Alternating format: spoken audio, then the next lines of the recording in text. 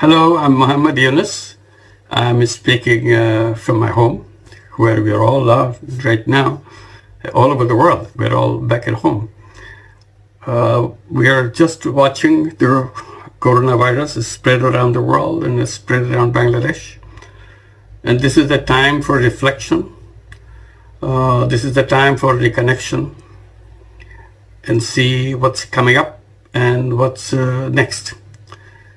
We are here in Bangladesh coping with the disaster that is brought by coronavirus.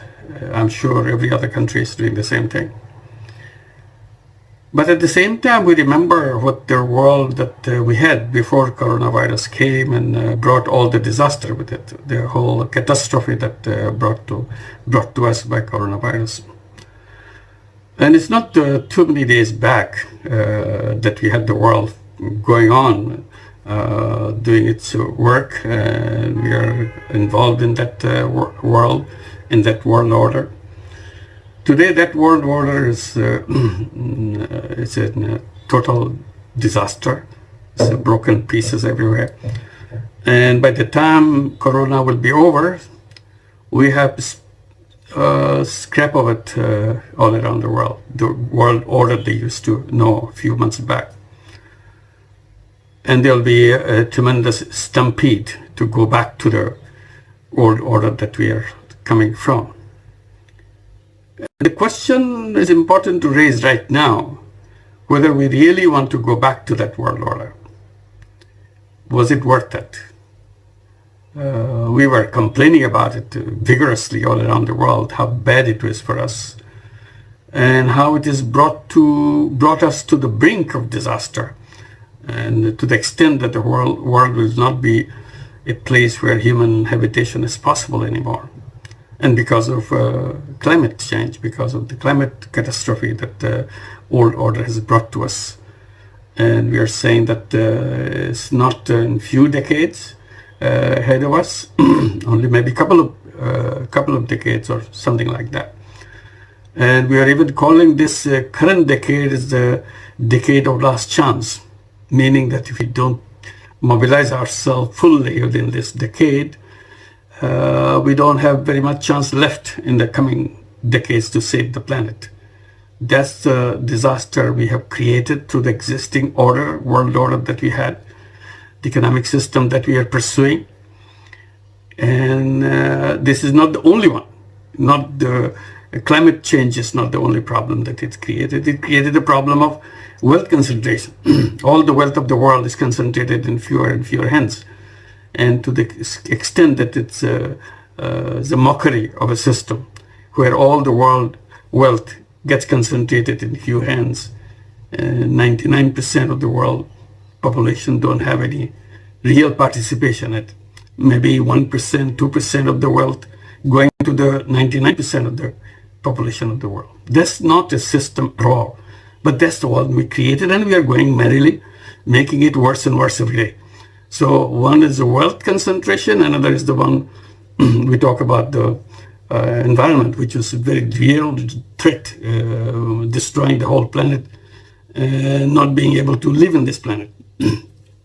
Third one is the upcoming, is the problem of massive unemployment.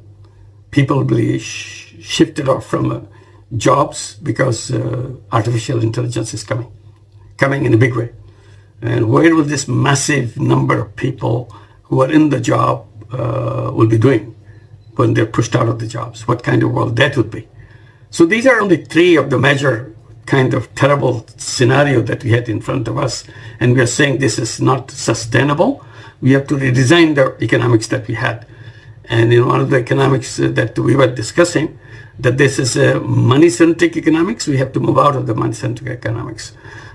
And coronavirus that the spread has done, bringing collapse to that system, has given us a break, actually. We should look at that way, not the bad side of it, but the good side of it, that they gave us, the coronavirus has given us a break, and we have a respite. We can now go back. We don't have to destroy the system. We don't have to dismantle the system ourselves. System is dismantled anyway. We have to rebuild it. And we call it recovery. And the recovery is the theme word that we'll be hearing every day. What kind of recovery that would be? That's the question. Should we go back to the old system? Obviously we can't. There's no reason whatsoever that we should go back to the one that we came out of. And since we got a chance, great opportunity, let's rebuild it in our own way rather than going the old way. The way, and instead of calling it a recovery, which will be the common word, as I said, this is a recovery program. And instead of calling it a recovery, we should call it redesign or recreate a new world order. So we recreate a new world order. This is our job now. We have to find it out. And that recovery process or recreation process would be something that based on social consciousness, not the money-making consciousness, the social consciousness. This will be social consciousness. So this will be a social consciousness-driven redesigning effort, recreating effort. So that's what we have to focus on. So how would that look like? And not only social consciousness driven, also environmental consciousness driven system. So these are the two key words for us, the next job that we have to do. And this is the right time to do that. Redesign, recreate, instead of going back. So the theme will be no going back. We are not going to go back. That's not the path we want to design. So that part is completely understood, and we should make our mind closed on that subject and design things that we want to do. And this will be social consciousness driven economics, and this will be this is the environmental consciousness driven economy that we'll be building, and this society will be completely different. And I have been talking about social consciousness driven business. So we need to add one more piece of business into this designing process, social consciousness-driven business. I call it social business. And I've been trying to explaining this social business. I'm glad many young people responded to it, many academics responded to it, many governments have responded to it. So I'm happy that this is already there in the picture, and how to design the world in that way. So all of it to do, we don't have to throw away anything. Only we are adding something, adding a new aspect, the social consciousness aspect, environmental consciousness aspect, where we design businesses, and instead of making it profit maximizing business, we make it zero profit, personal profit business. And at the beginning, it sounds very crazy. How do you do that? But once you get into it, you enjoy it. If you can have foundations, you can have donor agencies and so on, give away money, charity money. Why can't we do business not to make personal profit? This is nothing so scary it sounds in the beginning, because we are not used to that kind of business. So it's just getting used to it. So we create social businesses, and in the process, we bring lots of social businesses. Social business to create employment, just unemployment, that problem that we discussed. It will be massive unemployment because of coronavirus. Many people lost their jobs out of the coronavirus catastrophe. So how to get them back? And this will be one challenge that we have to do. And social business will be a perfect tool for that. I'm not discarding all other efforts like bailout packages, like welfare payments, subsidies, and so on and so forth. That's fine.